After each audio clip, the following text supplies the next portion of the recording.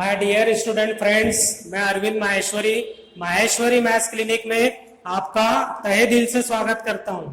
दोस्तों, क्या आप मैथमेटिक्स के फॉर्मूले फिल्मी गानों का यूज करके, टीवी के एडवर्टाइज का यूज करके या फिर नया नया टेक्निक लगा के, फनी एंड ट्रिकी मेथड लगा के, निंजा टेक्निक लगाकर पढ़ना चाहते हैं? हाँ, यदि हाँ तो दोस्तों इस वीडियो के अंत तक बने रहिए। इसमें आपको बहुत सारे सिंपल टेक्निक्स बताए जाएंगे जिसमें आप फॉर्मूले लर्न करने के लिए आप काबिल हो जाएंगे। आपको लंबे समय तक फॉर्मूले याद रहेंगे। आपको रात बेरात 2 बजे उठाकर भी पूछे तो आप फॉर्मूले बता पाओगे, कंसेप्ट बता पाओगे। तो दोस्तों हम लोग स्टार्ट करते हैं मैथमेटिक्स के फॉर्मूले फनी एंड ट्रिकी मेथड से कैसे लर्न करना, इसका हम लोग टेक्निक देख रहे हैं। और जनरली हम जो आज इस वीडियो में फॉर्मूले बता रहे हैं वो 8 क्लास के, 9 क्लास के और 10 क्लास के बच्चों के काम का है, यूजफुल है। और इसके आगे के बच्चों का तो रहेगा ही, तो मेनली ये 8, 9, 10 के बच्चों के लिए यूजफुल है। तो देखिए हम लोग स्टार्ट करते हैं। पहला है मैथमेटिक्स में जब हम इक्वेशंस पढ़ते हैं, लीनियर इक्वेशंस, तो बच्चों को वर्ड प्रॉब्लम में कन्वर्ट करना, वर्ड प्रॉब्लम को इक्वेशन में कन्वर्ट करने में बड़ी तकलीफ होती है। बहुत से बच्चे वर्ड प्रॉब्लम को स्किप कर देते हैं। तो आज हम आपको एक ऐसा ढासू टेक्निक बताऊंगा, एक ऐसा परमानेंट टेक्निक बताऊंगा जिससे आपको कोई भी वर्ड प्रॉब्लम, आप उस वर्ड प्रॉब्लम को इक्वेशन में कन्वर्ट कर पाएंगे। बहुत सिंपल सा एक निंजा टेक्निक आपको बता रहे हैं। तो यहाँ पर मैं एक स्टेटमेंट लिख देता हूँ, एक वर्ड प्रॉब्लम का स्टेटमेंट लिख देता हूँ। तो स्टेटमेंट क्या है, देखिए, length of a rectangle, length of a rectangle is greater than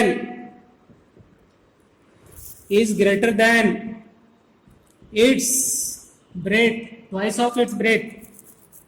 Length of a rectangle is greater than twice of its breadth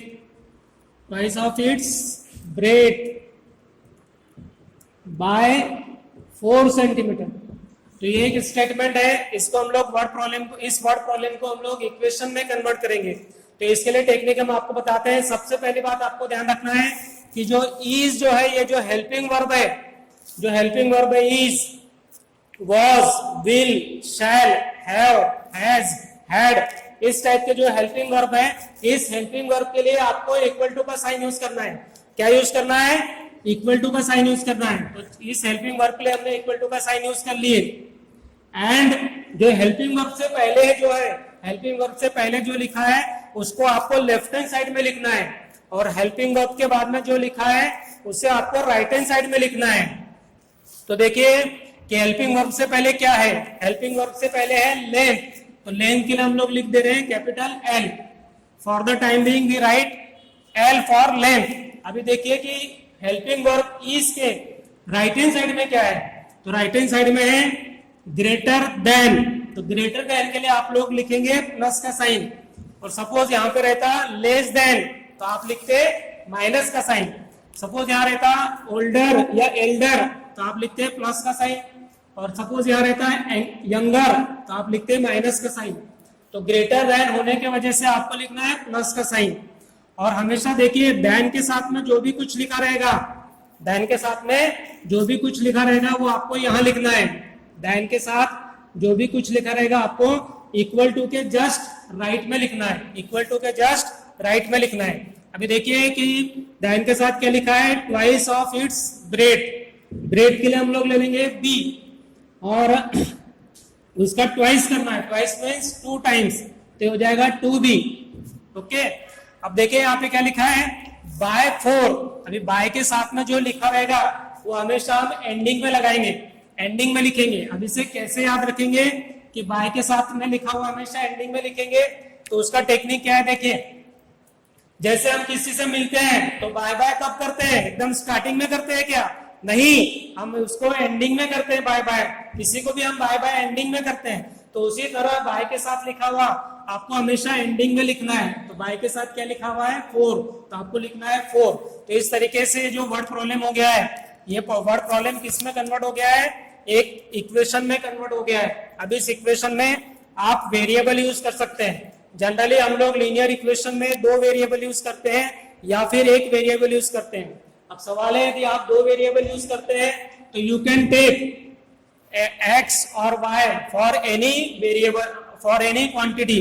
तो हम ले रहे हैं, मान लो इसके लिए लेते हैं x इक्वल टू 2 और हम ब्रेड के लिए लेते हैं मान लो y plus 4। Now your equation is ready. तो x equal to 2y plus 4, this is the equation of this word problem. यदि आप एक 1 वेरिएबल का यूज करते हैं तो मैं आपको सलाह दूंगा when you have to use 1 variable, तो आपके लिए उचित क्या रहेगा कि जो राइट हैंड साइड में क्वांटिटी आती है उस क्वांटिटी के लिए आपको x लेना है। यदि आपको एक वेरिएबल लेना है तो राइट हैंड साइड में जो क्वांटिटी आती है उस क्वांटिटी के लिए x लेना है। तो suppose we write by using single variable, तो हम क्या करेंगे, लिखेंगे कि let bread equal to x, bread equal to x, right hand side में जो है उसको x लेना है और फिर जो वैल्यू है इसे पुट कर देंगे, पुट इन 1। तो क्या बनेगा, L इक्वल टू 2, ब्रेड के लिए हमने क्या लिया x, तो बन गया x plus 4। Now we use here single variable bread in terms of x and length also in terms of x।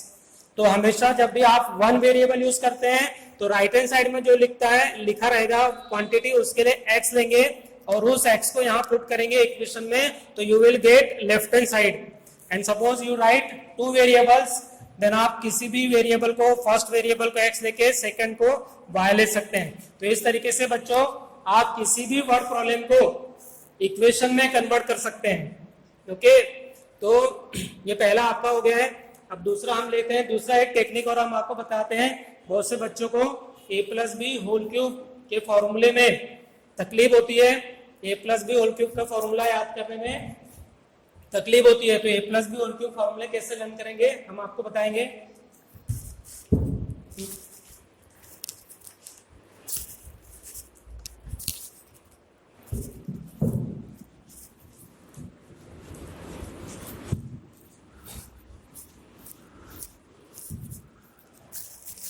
देखिए a plus B whole cube formula कैसे लर्न करना है, इसका हम आपको एक नया टेक्निक बताते हैं और इस टेक्निक से आप a plus B whole cube formula हमेशा तैयार कर पाएंगे। तो फर्स्ट क्या करना है कि जो फर्स्ट टर्म है उस फर्स्ट टर्म को एक फुल पावर देना है, मतलब a क्यूब। क्या रहेगा फर्स्ट टर्म, a क्यूब। उसके बाद आपको लिखना है a स्क्वायर, उसके बाद आपको लिखना है a रेज टू 1, उसके बाद आपको लिखना है a रेज टू 0। इसका मतलब हमने क्या किया कि जो फर्स्ट टर्म है उस फर्स्ट टर्म को फुल पावर क्यूब लिखकर पावर उसके डिक्रीज किए। तो you have to decrease the power of first term by 1, 3, 2, 1, 0।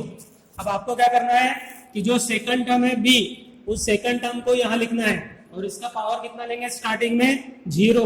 Now you have to increase the power of b by 1, b raise to 1, b raise to 2, b raise to 3। अब आप देखेंगे यहाँ पर कि हर एक टर्म में जो पावर है, इंडाइसेस है, उनकी टोटल कितनी होनी चाहिए, 3 होनी चाहिए, क्योंकि यहाँ पे 3 है। 3 प्लस 0 3, यहाँ देखिए टोटल है 3, टोटल 3, टोटल 3।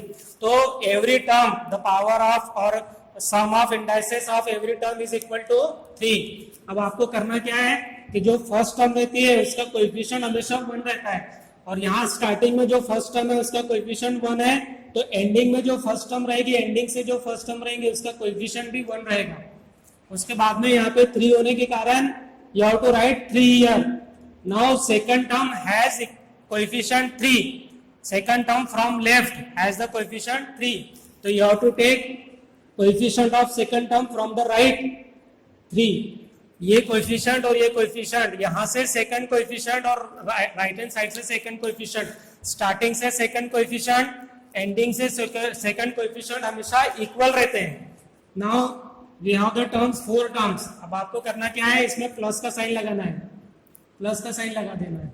ओके, अब देखो, अब इसको हमको आंसर को लिखना है 1।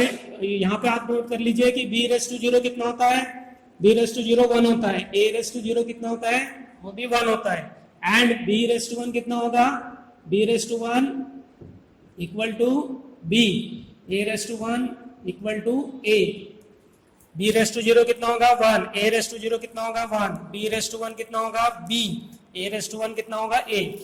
नाउ देखो 1 इंटू समथिंग लिखने की जरूरत नहीं है, यहाँ पर बी रेस टू 0 कितना है 1, 1 1 ए क्यूब, क्या आएगा ए क्यूब प्लस, अब यहाँ पे देखिए 3a स्क्वायर और b raise to 1 means b plus 3 a raise to 1 means a, b raise to 2 plus a cube, a raise to 0 कितना होता है, a रेस टू 0 होता है 1, 1 इंटू 1 इंटू बी क्यूब कितना आएगा b क्यूब। तो ये आपका फॉर्मूला तैयार हो गया है, a plus B whole cube, a plus B whole cube, a cube plus 3a square b plus 3ab square plus b cube. Now we have a minus b whole cube. तो अब आपको ये formula learn करने की आवश्यकता नहीं है, क्यों? क्योंकि आप इस फॉर्मूले का यूज करके फॉर्मूला लर्न कर सकते हैं। बाय 1 गेट 1, आप एक जीन्स खरीदे, एक जीन्स आपको फ्री मिलेगा, एक फॉर्मूला याद करिए, एक फॉर्मूला फ्री मिलेगा। तो कैसे फ्री मिलेगा? आपको ये पूरे टर्म्स जैसे कि वैसे लिखना है, 3a square b 3ab square b cube, first term में रहता है हमेशा प्लस, देन सेकंड माइनस, फिर प्लस फिर माइनस। तो इस तरीके से ये a minus b whole cube का फॉर्मूला बन गया है। Okay, by using the same concept you can learn the formula of a plus B whole square. Okay, कैसे करेंगे? सबसे पहले a लिखेंगे और इसको पूरा फुल पावर देंगे a स्क्वायर, फिर इसका पावर 1 से कम करेंगे, फिर इसका पावर 1 से और कम करेंगे। उसके बाद में सेकंड टर्म लिखेंगे लेकिन पावर लेंगे 0, then second term power 1 and second term power 2। तो जो फर्स्ट टर्म है उसका पावर डिक्रीज करना है और जो सेकंड टर्म है उसका पावर इंक्रीज। तो देखिए बच्चों, अभी हम लोग थर्ड फॉर्मूला देख रहे हैं, वेरिएशन से रिलेटेड है। आपने 8th क्लास में वेरिएशन पढ़ा है, 9th क्लास में भी वेरिएशन चैप्टर होता है, रेशियो एंड प्रोपोर्शन चैप्टर में रहता है वेरिएशन, वेरिएशन और प्रोपोर्शन। तो there are 2 types of variation. Variation का फॉर्मूला याद करने के लिए आपको मैं एक हिंट दे रहा हूँ, एक स्टेटमेंट दे रहा हूँ, वो है आई एम डॉक्टर। बस यदि आप इतना याद रखते हैं, आई am doctor, I am doctor, I am doctor, तो आप वेरिएशन के फॉर्मूले को लर्न कर पाएंगे। तो यहाँ पर हम लिखते हैं, एक रहता है डायरेक्ट वेरिएशन, इसे हम लोग डायरेक्ट प्रोपोर्शन भी बोलते हैं, डायरेक्ट वेरिएशन और प्रोपोर्शन, और दूसरा रहता है इनवर्स वेरिएशन और प्रोपोर्शन। ओके, अब ये आई एम डॉक्टर, इस कंसेप्ट का यूज हम यहाँ कैसे करेंगे? अभी डायरेक्ट वेरिएशन किसको कहते हैं? When the first quantity increases and second quantity also increases, then it is called direct variation. और when first quantity decreases and second quantity also decreases, then it is called direct variation. But in that case ratio must be constant, ratio of 2 quantities must be constant. और inverse variation में क्या होता है कि when first quantity increases second quantity decreases, और first quantity decreases second quantity increases, but their multiplication और their product must be constant. तो अब हम देखते हैं कि आई एम डॉक्टर, इस कंसेप्ट का यूज करके आप डायरेक्ट वेरिएशन और इनवर्स वेरिएशन को कैसे पहचान पाएंगे। तो डायरेक्ट वेरिएशन में क्या होता है, हम लिखते हैं डायरेक्ट वेरिएशन को x is directly proportional to y, इस टाइप से लिखते हैं, और इनवर्स वेरिएशन में हम लिखते हैं x is inversely proportional to y। अभी देखिए कि हम लोग स्टेटमेंट आपको याद रखना, आई एम डॉक्टर, अभी dr का यूज करना है आपको डायरेक्ट वेरिएशन में और आई एम का यूज करना है आपको इनवर्स वेरिएशन में। तो dr का मतलब क्या है? d फॉर डायरेक्ट वेरिएशन और r फॉर रेशियो कांस्टेंट, और आई एम का मतलब क्या है? ये I फॉर इनवर्स वेरिएशन और M फॉर मल्टीप्लिकेशन कांस्टेंट। तो इसका मतलब है कि डायरेक्ट वेरिएशन में आपका रेशियो कांस्टेंट रहेगा, इन दोनों का रेशियो कांस्टेंट रहेगा, x by y equal to k equal to constant.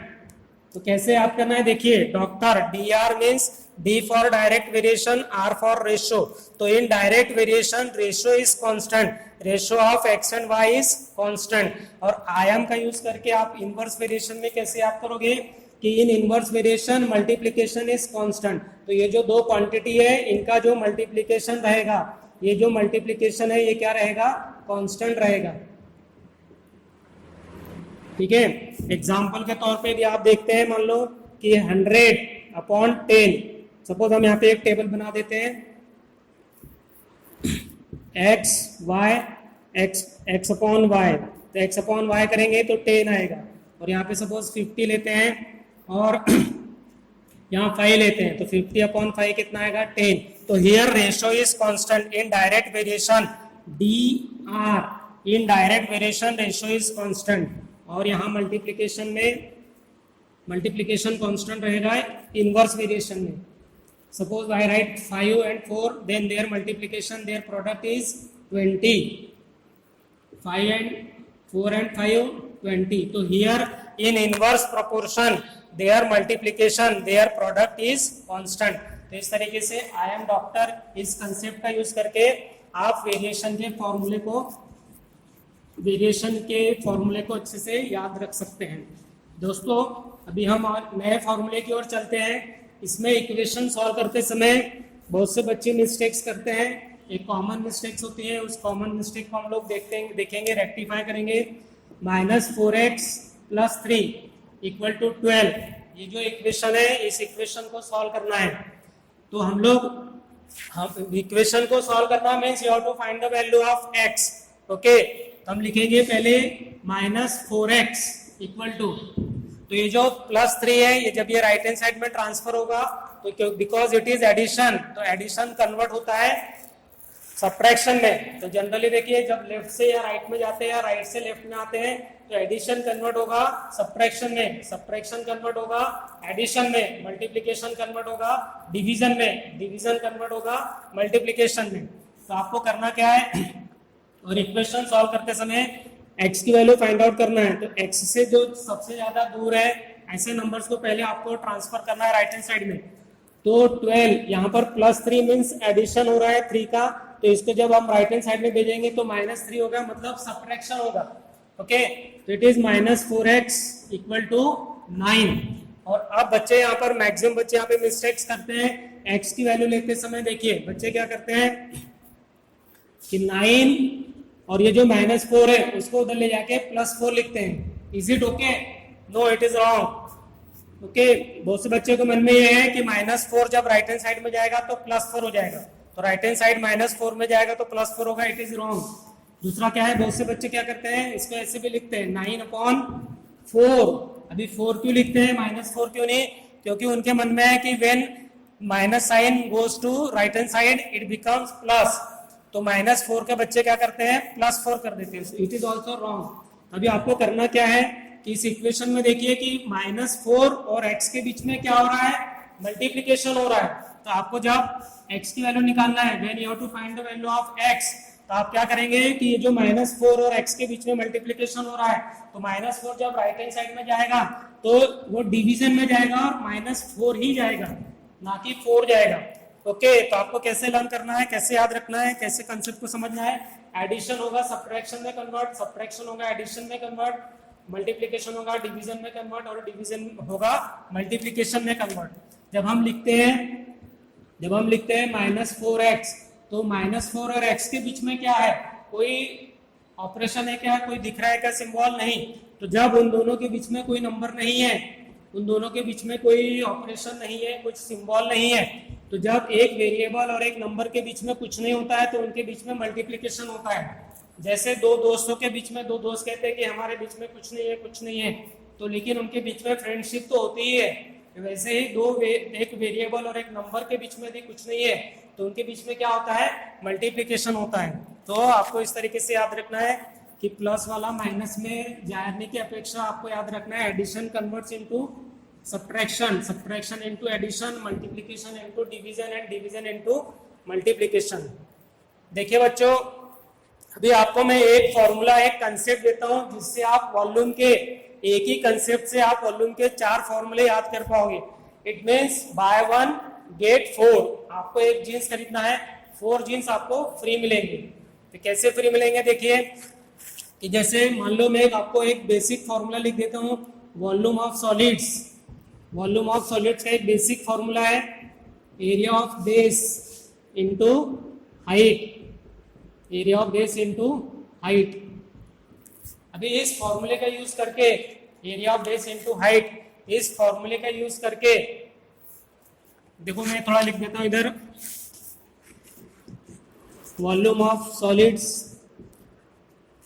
Volume of solids का फॉर्मूला क्या है, बेसिक फॉर्मूला बनेगा ये, इस फॉर्मूले को आप याद रखेंगे तो इससे आपके 4 फॉर्मूले याद हो जाएंगे।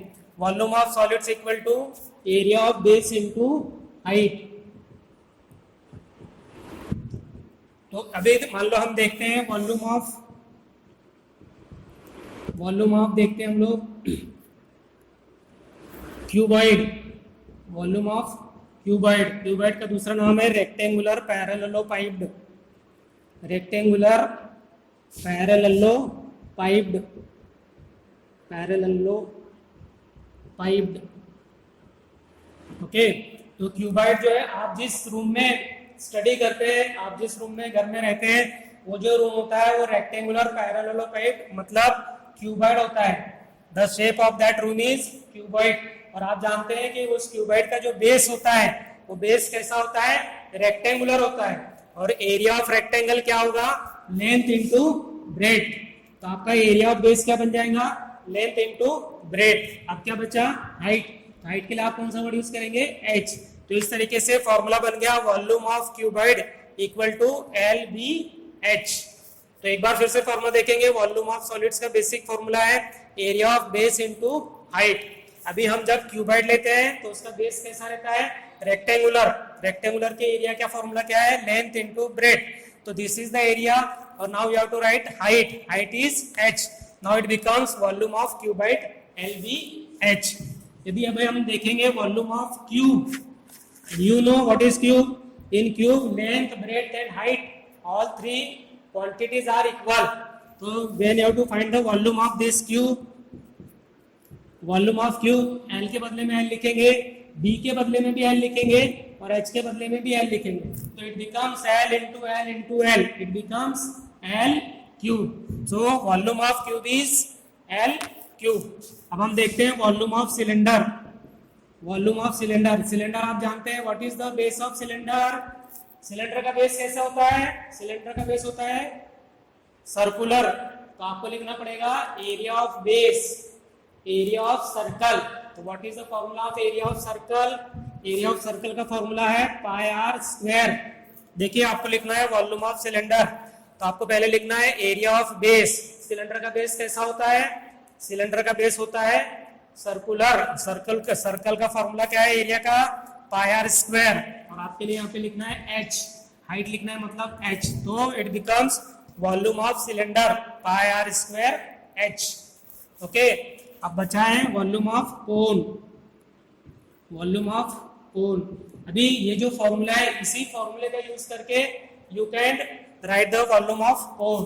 कैसे, पाई आर स्क्वायर h जैसे कि वैसे लिखना है। और आपको लिखना है यहाँ पर 1/3, क्या लिखना है 1/3। 1/3 क्यों लेना है वो भी हम देखेंगे, but you have to learn this formula volume of cone equal to by using this pi r square h जैसे वैसे लिखना है और उसका लिखना है 1/3।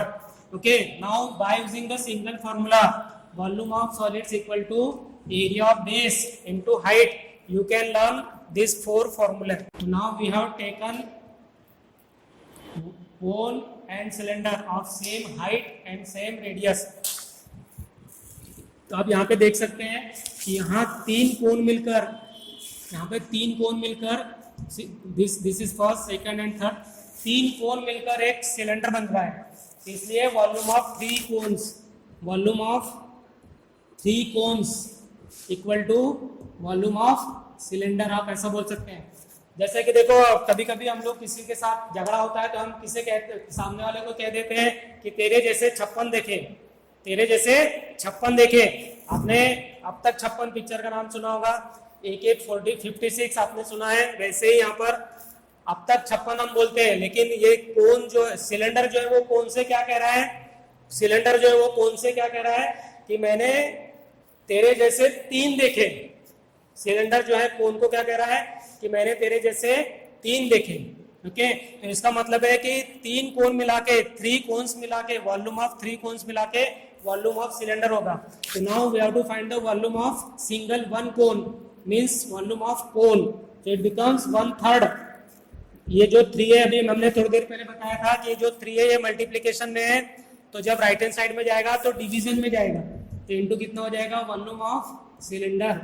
सो नाउ वॉल्यूम ऑफ कोन का फॉर्मूला बनेगा 1/3। What is the volume of cylinder, pi r square h. तो इस तरीके से वॉल्यूम ऑफ कोन का फॉर्मूला हो गया है 1/3 पाई आर स्क्वायर एच। ओके,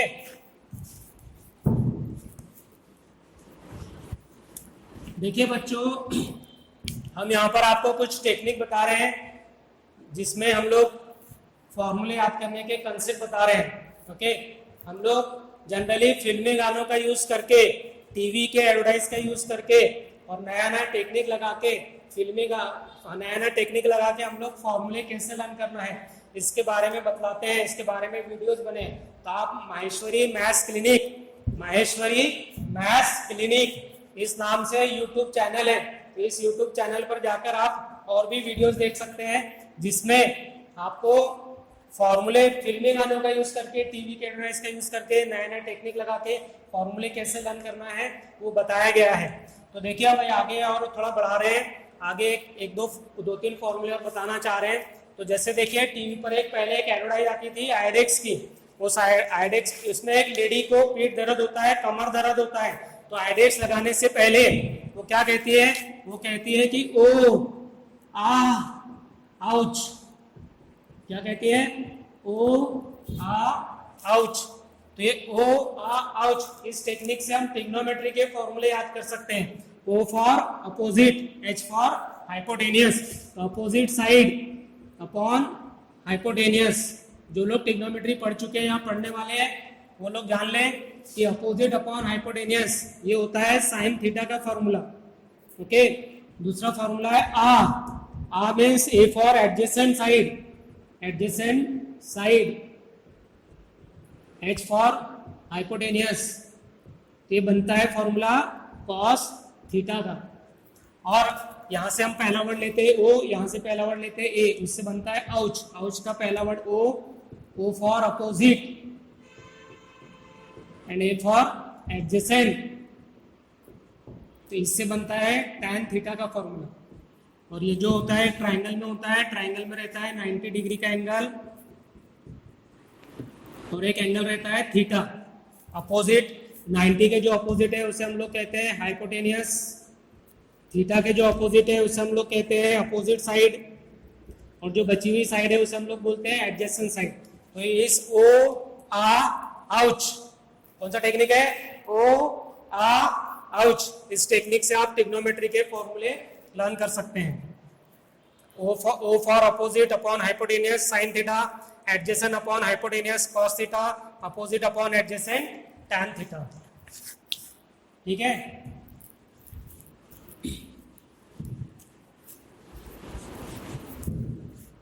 देखिए जैसे मैथमेटिक्स में मैं आपको एक ऐसा कंसेप्ट बताता हूँ जो आपके 8, 9, 10th में भी काम आएगा और इन फ्यूचर 11, 12 पॉलिटेक्निक इंजीनियरिंग में भी काम आएगा कि मैथमेटिक्स में जब हम एक फॉर्म से दूसरे फॉर्म में कन्वर्ट करते हैं, when we convert one form into another form, तो आपको केवल एक ही मंत्र याद रखना है कि मैथमेटिक्स में एक फॉर्म से दूसरे फॉर्म में कन्वर्ट करते समय लेफ्ट वाला राइट में, राइट वाला लेफ्ट में। क्या याद रखना है आपको, लेफ्ट वाला राइट में, राइट वाला लेफ्ट में। ओके, देखिए कैसे एग्जांपल देखते हैं। जैसे 5 स्क्वायर है, 5 स्क्वायर इज 25, तो ये जो स्क्वायर है ये किस में कन्वर्ट होगा, स्क्वायर रूट में कन्वर्ट होगा। किस में कन्वर्ट होगा, स्क्वायर रूट में कन्वर्ट होगा। तो लेफ्ट वाला राइट में, राइट वाला लेफ्ट में। तो जैसे देखिए लेफ्ट वाला राइट में, राइट वाला लेफ्ट में, और स्क्वायर किस में कन्वर्ट हो रहा है, स्क्वायर रूट में। तो when we convert one form into another form, then क्या करना है, लेफ्ट वाला राइट में, राइट वाला लेफ्ट में। ओके, देखिए example 5 cube. What is 5 cube, 5 into 5 into 5 कितना होता है, 125। तो 5 क्यूब इज 125। क्यूब किस में कन्वर्ट होगा, cube will be converted into cubic root, cubic root में कन्वर्ट होगा। लेफ्ट वाला राइट में, राइट वाला लेफ्ट में, लेफ्ट वाला राइट में, राइट वाला लेफ्ट में, तो इस तरीके से कन्वर्ट होगा। तीसरा और एक एग्जांपल देखते हैं, cubic root of 8। What is cubic root of 8, it is 2। Okay, तो क्यूबिक रूट किस में कन्वर्ट होगा? क्यूबिक रूट किस में कन्वर्ट होगा? क्यूब में कन्वर्ट होगा, क्यूब में कन्वर्ट होगा। ओके, तो क्या होगा? लेफ्ट वाला राइट में और राइट वाला लेफ्ट में, तो क्या बनेगा? 2 क्यूब इक्वल टू 8। देखो, लेफ्ट वाला राइट में, राइट वाला लेफ्ट में और क्यूब रूट वाला क्यूब में। ओके, तो मैथमेटिक्स में एक फॉर्म से दूसरे फॉर्म में कन्वर्ट करते समय आपको करना क्या है? लेफ्ट वाला राइट में, राइट वाला लेफ्ट में, बेस वाला बेस, लेफ्ट वाला राइट में, राइट वाला लेफ्ट में। और देखिए, जैसे हम इक्वेशन सॉल्व कर रहे हैं, x square equal to 25, equation solve कर रहे हैं, x square equal to 25। Now you have to find the value of x. तो ये जो स्क्वायर है, इस स्क्वायर को हटाने के लिए हम स्क्वायर रूट को सुपारी देंगे। क्या देंगे? सुपारी देंगे। आप जानते हैं सुपारी देने का मतलब। तो जैसे स्क्वायर को हटाने के लिए, स्क्वायर को रास्ते से हटाने के लिए हम स्क्वायर रूट को सुपारी देंगे, मतलब हम स्क्वायर रूट करेंगे। तो taking square root of both side, taking square root of both side, तो हम इसका स्क्वायर रूट करेंगे। तो ये स्क्वायर है और इसका स्क्वायर रूट कर रहे हैं और इसका भी स्क्वायर रूट कर रहे हैं। ये सिंबल है स्क्वायर रूट का। तो स्क्वायर और स्क्वायर रूट कैंसिल हो जाएगा, बचेगा एक्स, और यहाँ पे आंसर आएगा कितना? 5। तो प्लस माइनस 5 भी आता है, आप प्लस माइनस 5 भी लिख सकते हैं। ओके, तो स्क्वायर को हटाने के लिए हमने क्या किया? स्क्वायर रूट को सुपारी दिया। उसी तरीके से इसका मतलब स्क्वायर को हटाना है तो आपको स्क्वायर रूट करना पड़ेगा, क्यूब को हटाना है तो क्यूब रूट करना पड़ेगा, क्यूब रूट को हटाना है तो क्यूब करना पड़ेगा। इस तरीके से आप लोग इक्वेशन को सॉल्व करने के लिए कर सकते हैं। ओके, तो देखिए, अब हम लोग आपको एक और फॉर्मूला बता रहे हैं जिसमें angle made bye 2 parallel lines and it's transversal, angle made bye 2 parallel lines and it's transversal. तो देखिए बच्चों, अभी हम आपको कुछ एग्जांपल दे रहे हैं अलग अलग चैप्टर से, लेकिन हम लोग एक ऐसा कोर्स भी स्टार्ट करने जा रहे हैं, एक ऐसा ऑनलाइन कोर्स करने जा रहे हैं जिसमें हम आपके ईच एंड एवरी चैप्टर के फॉर्मूले और concept, each and every concept, each and every formula हम आपको उसमें समझाने वाले हैं। तो उसमें हम नया नया टेक्निक लगा के, फिल्मी गानों का यूज करके, टीवी के एडवर्टाइज का यूज करके, नया नया टेक्निक लगा के हम आपको फॉर्मूला समझाने वाले हैं। तो ये जो अभी इस महीने के एंडिंग में क्लासेस स्टार्ट हो रहे हैं, इसके बारे में हम आपको नीचे डिस्क्रिप्शन में आपको हम लोग इन्फॉर्मेशन दे देंगे। तो इसमें हम 8 क्लास से लेके 12 क्लास तक के सारे बच्चों के उनके सिलेबस के हिसाब से, जैसे कोई बच्चा मान लो 10th में है तो उसके 10th के चैप्टर्स के सारे फॉर्मूले, each and every single formula हम आपको समझाने वाले हैं। प्लस यदि बच्चा 10th में है तो उसने 9th में जो पढ़ा है, 8th में जो पढ़ा है, उसमें जो 10th में जो फॉर्मूले लगने वाले हैं वो फॉर्मूले भी हम रिवाइज करके देने वाले हैं। तो इस तरीके से एक ऑनलाइन कोर्स हम लोग चालू कर रहे हैं जो केवल फॉर्मूला और कंसेप्ट पर बेस्ड रहेगा। और आप जानते हैं कि एक बार फॉर्मूले और कंसेप्ट में आप यदि एक्सपर्ट हो गए तो मैथमेटिक्स में आप एक्सपर्ट हो सकते हैं। ओके, तो now we take one more example, one more formula, how to remember that angle made by two parallel lines. एक पैरेलल लाइन है L1 एंड दिस इज ये L1 and L2 are two parallel lines. Okay, L1 and L2 are parallel lines. Parallel lines means the lines which do not intersect each other. तो L1 और L2 ये दो parallel lines हैं and this line cuts L1 and L2, this is called transversal. क्या कहते हैं इसको? Transversal. Okay, now यहाँ पे जो एंगल्स बने हैं इन एंगल्स को हम लोग नाम देंगे 1 2 3 4 5 6 7 8। अभी mainly here we get 3 types of angles. First, what is first? Corresponding angles, corresponding angles. Then second क्या है? Alternate angles. And third one is interior angles. Okay, first one corresponding angles, second is alternate and third is interior angles. अभी हम आप देखते हैं कि ये जो एंगल्स है, ये एंगल्स कैसे आप इसको अपने दिमाग में हमेशा के लिए, जिंदगी भर के लिए फिट करके रख सकते हैं। तो जो पहला एंगल हम लोग देख रहे हैं, करस्पॉन्डिंग एंगल देख रहे हैं। करस्पॉन्डिंग, तो करस्पॉन्डिंग का मीनिंग होता है, करस्पॉन्डिंग एंगल्स जिसको हिंदी में कहते हैं संगत कोण, संगत एंगल। अभी संगत का मतलब है, संगति से मतलब है दोस्ती, दोस्ती से मतलब है, आप जानते हैं कि आपकी दोस्ती किन से साथ होगी? जिनके आपके सिमिलर आपके कंसेप्ट आपके जो विचार है वो सिमिलर विचार है, सेम विचार वाले दोस्तों के साथ में, लोगों के साथ में आपकी दोस्ती होती है। वैसे ही यहाँ पर सेम टाइप के जो एंगल्स रहते हैं वो करस्पॉन्डिंग एंगल्स होते हैं। अभी सेम टाइप का मतलब कैसा है कि जो दो एंगल है दोनों एंगल की पोजीशन सेम होना चाहिए। करस्पॉन्डिंग एंगल्स में दोनों एंगल्स की पोजीशन सेम होना चाहिए। अब जैसे देखिए 1 और 5 को देखिए, एंगल 1 एंड एंगल 5, तो angle 1 and angle 5 both are to the left of transversal, both are to the left of transversal and both are above the parallel lines। तो देखिए ये दोनों ट्रांसवर्सल के लेफ्ट में है और ये दोनों पैरेलल लाइन के अबो है, ऊपर है। तो इसका मतलब है करस्पॉन्डिंग एंगल्स की में पोजीशन सेम रहेगी, उनकी दोस्ती रहेंगी, दोस्त एक जैसे लेवल के दोस्त रहेंगे, एक जैसे लेवल के एंगल्स रहेंगे। तो करस्पॉन्डिंग एंगल्स आर कॉन्ग्रुएंट। इसकी प्रॉपर्टी क्या है? Corresponding angles are congruent. इसका मतलब करस्पॉन्डिंग एंगल्स की वैल्यूज देखिए, सेकंड है 2 and 6, 2 and 6। क्यों 2 and 6? क्योंकि उनकी पोजीशन सेम है। फिर 3 के साथ कौन सा करस्पॉन्डिंग एंगल बनेगा? 3 and 7। और 4 के साथ कौन सा करस्पॉन्डिंग एंगल बनेगा? 4 and 8। तो आप ऐसे ही इस तरीके से we have 4 pairs of corresponding angles. Corresponding angles are congruent और उनको कैसे आपको याद रखना है कि they have the same position, both position of both the angles will be same. Corresponding means संगति, मतलब दोस्ती, एक जैसे दोस्त होने चाहिए। जैसे एंगल्स को हम लोग बोलेंगे करस्पॉन्डिंग एंगल्स। अभी हम देखते हैं कि अल्टरनेट एंगल्स। तो अल्टरनेट एंगल्स दो प्रकार के हैं। अल्टरनेट एंगल्स, एक अल्टरनेट इंटीरियर एंगल और दूसरा है अल्टरनेट एक्सटीरियर एंगल। अब अल्टरनेट इंटीरियर एंगल जो रहेंगे दो पैरेलल लाइन के बीच में बनेंगे, दो पैरेलल लाइन के बीच में बनेंगे। जैसे एक पैरेलल लाइन है, एक पैरेलल लाइन है, इन दो पैरेलल लाइन के बीच में बनेंगे अल्टरनेट एंगल। और दूसरी बात क्या है कि एक ट्रांसवर्सल के एक लेफ्ट में रहेगा तो एक राइट में रहेगा। और जनरली अल्टरनेट इंटीरियर एंगल ऐसे जेड का सिंबल बनाता है। तो ये जो एंगल है, ये एंगल बनते हैं अल्टरनेट इंटीरियर एंगल। इनकी पोजीशन क्या है? They are in between two parallel lines. तो एक जो रहेगा फर्स्ट पैरेलल लाइन के नीचे रहेगा, सेकंड जो रहेगा फर्स्ट पैरेलल लाइन के सेकंड पैरेलल लाइन के ऊपर रहेगा। और दूसरी कंडीशन क्या है कि एक ट्रांसवर्सल के लेफ्ट में रहेगा, दूसरा एंगल ट्रांसवर्सल के राइट में रहेगा। तो angle 4 and angle 6 are alternate interior angles. Alternate angles are also congruent, therefore angle 4 is congruent to angle 6, angle 3 is congruent to angle 5, angle 3 is congruent to angle 5।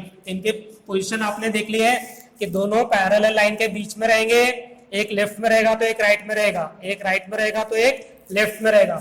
And alternate angles are also congruent. तो alternate angle congruent रहेंगे। अब तीसरा आता है alternate exterior angle. Alternate exterior angle में भी क्या होगा कि एक एंगल ट्रांसवर्सल के लेफ्ट में रहेगा तो दूसरा एंगल ट्रांसवर्सल के राइट में रहेगा।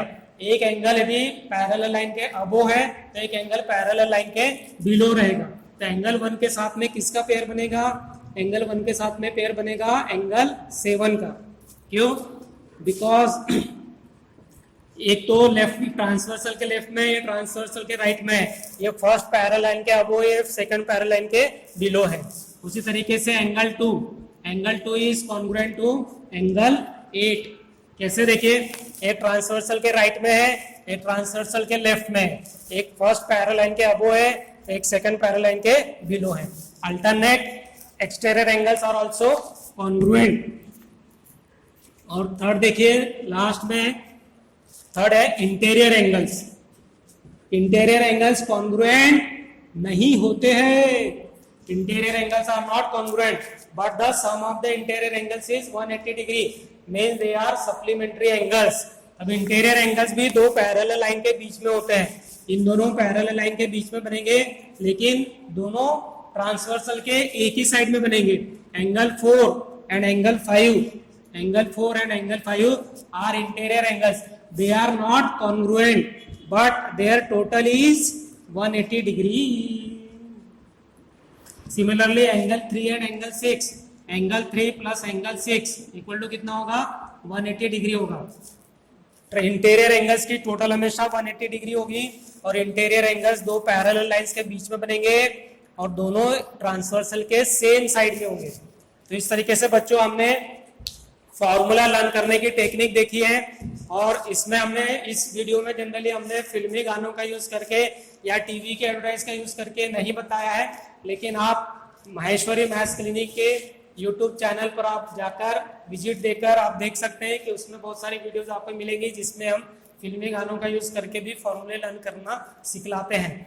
तो बच्चों इस तरीके से आपको आपका खुद का भी नया नया टेक्निक बनाकर फॉर्मूले लर्न करना और कंसेप्ट याद करना सीखना है। तो दोस्तों इस वीडियो के अंत तक आप बने रहे, इसके लिए आपका धन्यवाद। और मैं आपसे अंत में ये नहीं कहूंगा कि इस चैनल को लाइक कीजिए, सब्सक्राइब कीजिए, शेयर कीजिए, क्योंकि मुझे पक्का विश्वास है कि आप तो ऐसा करेंगे ही। आप ऐसा शेयर करने से और सब्सक्राइब करने से अपने आप को रोक नहीं पाएंगे। Okay, thank you. मिलते हैं अगले वीडियो में, तब तक के लिए स्वस्थ रहिए, मस्त रहिए और व्यस्त रहिए।